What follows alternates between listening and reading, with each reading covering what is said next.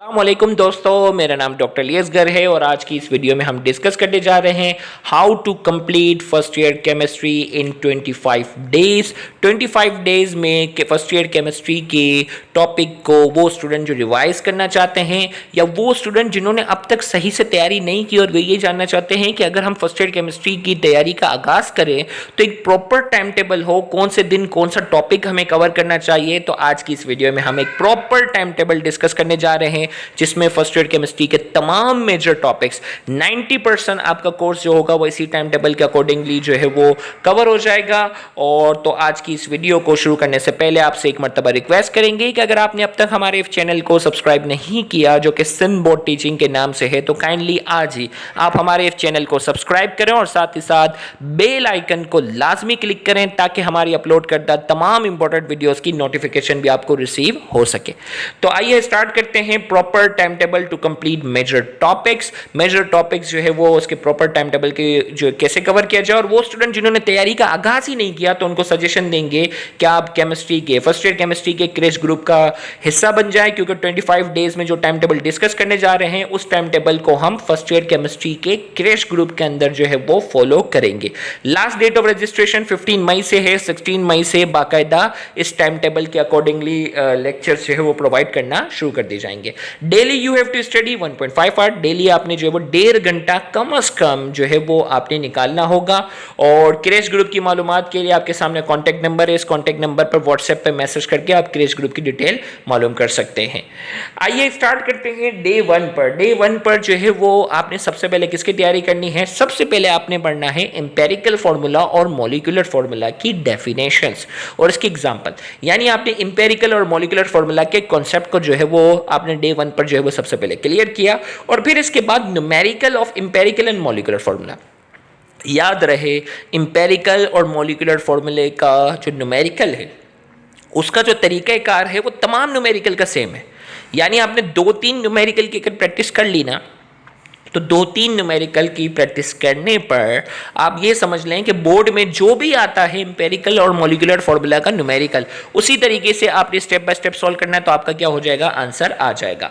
इसी तरीके से डे 1 पर numericals of atomic number and mass number, atomic number और मास नंबर की सबसे पहले डेफिनेशन और इसके जो छोटे छोटे से न्यूमेरिकल्स होते हैं वो, और इसी तरीके से numericals of atomic and molecular masses, molecular masses का कॉन्सेप्ट, एटॉमिक मास का जो है वो डेफिनेशन और एटॉमिक मास और मॉलिक्यूलर मास जो है वो कैसे निकालते हैं इस बेस पर। ये वही क्लास 9 वाले छोटे छोटे हैं, ये कॉन्सेप्ट रिवाइज हो जाएंगे ताकि आपकी बेसिक स्ट्रांग हो जाए। इसी तरीके से इसी के साथ जो है वो एवोगैड्रोस नंबर और मोल वाले न्यूमेरिकल ये इसी से एसोसिएटेड हैं जो कि डे 1 पर आपने कवर करने हैं।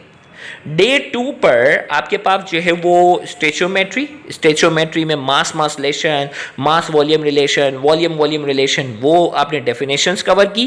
फिर इसके बाद स्टेचोमेट्री के आपके पास जो है वो न्यूमेरिकल्स हैं कि मास मास रिलेशन के न्यूमेरिकल को कैसे सॉल्व करते हैं, मास वॉल्यूम वालों को कैसे सॉल्व करते हैं, वॉल्यूम वॉल्यूम वालों को कैसे करते हैं, वो हम आपको क्रैश ग्रुप में करवा देंगे। इसी तरीके से rules of significant figure, significant figure के जो 5 रूल हैं वो आपने डे 2 पर अच्छे से कवर करने हैं।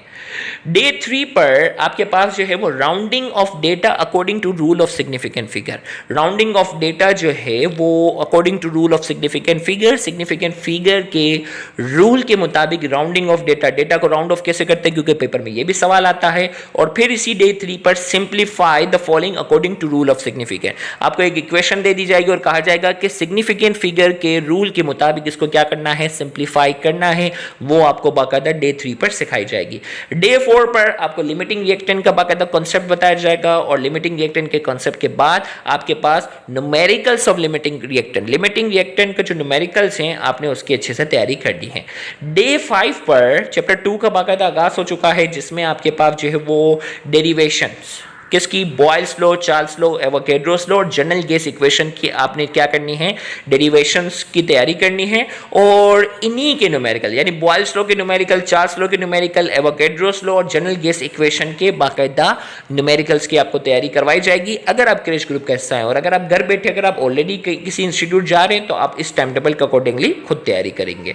डे 6 पर ग्राम्स लॉ ऑफ डिफ्यूजन और Dalton's law of partial pressure की डेरिवेशंस आपको करवाई जाएगी, इसके कॉन्सेप्ट को क्लियर किया जाएगा और फिर इसी ग्राम्स लॉ ऑफ डिफ्यूजन और Dalton's law of partial pressure के न्यूमेरिकल्स की तैयारी करवाई जाएगी। डे 7 पर आपके पास शॉर्ट नोट हैं, याद करने वाली चीजें हैं, जिसमें सरफेस टेंशन का शॉर्ट नोट है, वेपर प्रेशर का शॉर्ट नोट है, विस्कोसिटी का शॉर्ट नोट है। इसी तरीके से postulate of kinetic molecular theory, kinetic molecular theory के पोस्टुलेट की तैयारी करनी है। डे 8 पर भी याद करने वाले काम है, जिसमें क्रिस्टलाइन और एमोर्फस सॉलिड के दरमियान जो है वो डिफरेंसेस की तैयारी करनी है और इसके बाद क्रिस्टल सिस्टम की जो पूरे जो एंगल्स वगैरह दिए जाते हैं वो पूरा आपको कवर करवाया जाएगा। डे 9 पर first law of thermodynamics, numericals of first law of thermodynamics, first law of thermodynamics का लॉ आपने वो करना है, इसका फॉर्मूला है, फिर उसी से रिलेटेड जो है वो फर्स्ट लॉ ऑफ थर्मोडायनेमिक्स के न्यूमेरिकल होंगे और फिर इसी में आइसोबैरिक और आइसोकोरिक प्रोसेस की आपने क्या करनी है, डेरिवेशन आती है, बहुत इंपॉर्टेंट है। इसी तरीके से एंथैल्पी की आपके पास जो है वो डेफिनेशन आती है, फिर हेसिस लॉ है, उसकी प्रैक्टिकल एग्जांपल के साथ इसको कवर करना है।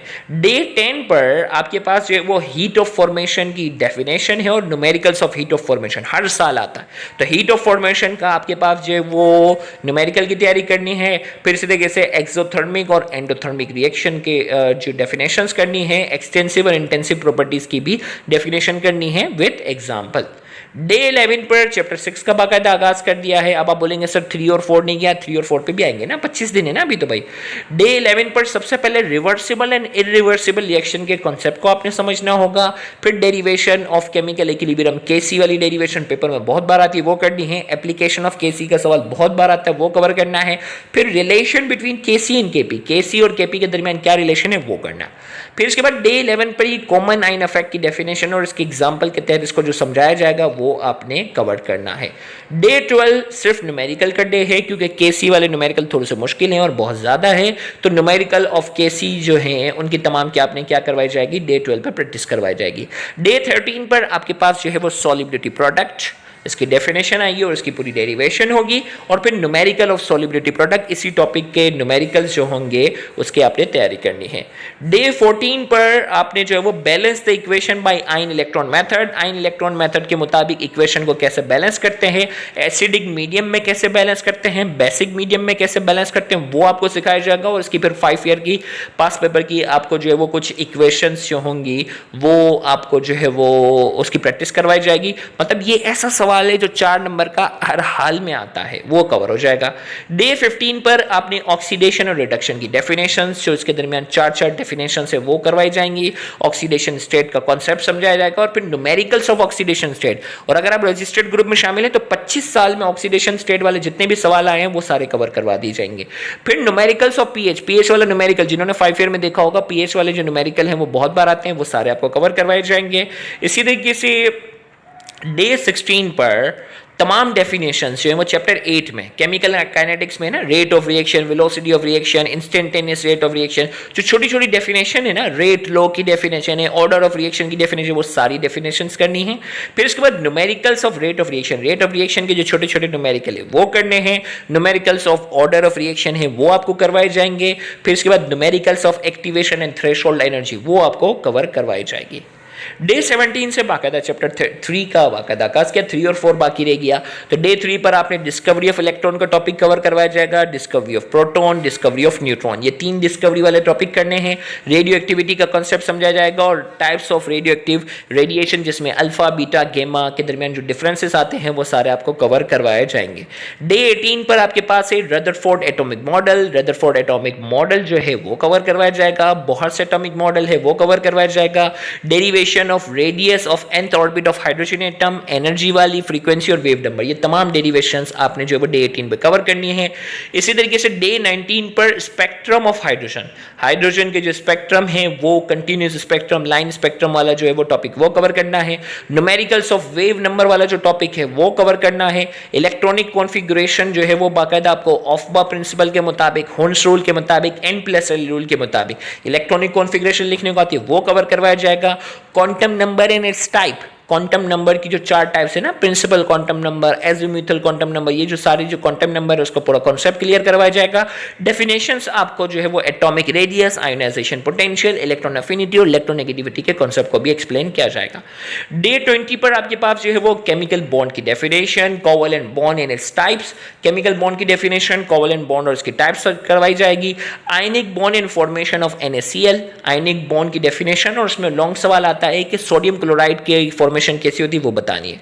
Chemical properties of covalent and ionic compound, ionic compound जो है उसकी बाकायदा प्रॉपर्टीज पूछी जाती है, कोवेलेंट कंपाउंड की क्या प्रॉपर्टीज है और आयनिक कंपाउंड की क्या प्रॉपर्टीज है वो। डे 21 पर आपको हाइब्रिडाइजेशन का कॉन्सेप्ट समझाया जाएगा और उसकी टाइप क्या है, sp3 क्या होता है, sp2 क्या होता है, sp क्या होता है, वो पूरा कॉन्सेप्ट समझाया जाएगा।